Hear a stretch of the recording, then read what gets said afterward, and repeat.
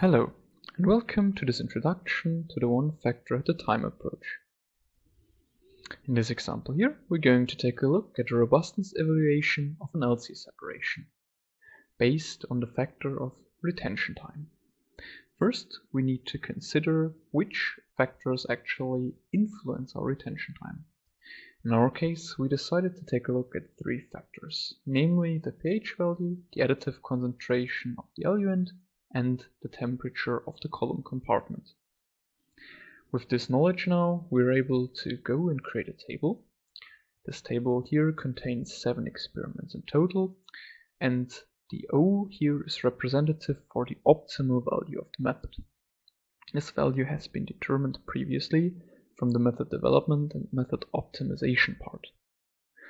Now, as the name one factor at a time already suggests, is that we only change one factor in every experiment. This is represented here with pluses and minus signs.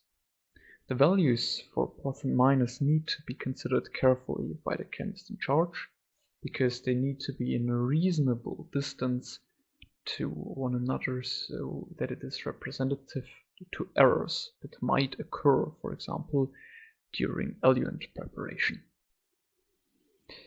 With this knowledge now, we are actually able to perform our experiments already. We only need to consider one more thing, and this is randomization of the experimental order. This is actually needed because we can't be certain that there are not any other factors that we have forgotten, which are also quite influential on our retention time. And to minimize their effects on the robustness, we randomize our experimental order. If we have done this now, we are able to perform the experiments and measure the retention time of the substance of interest.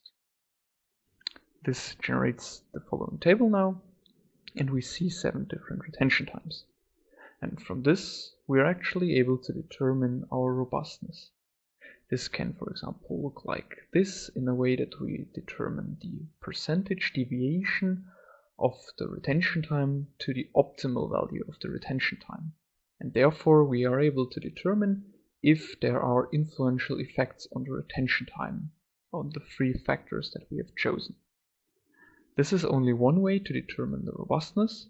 In our case, we're only able to determine the robustness of the retention time based on main effects.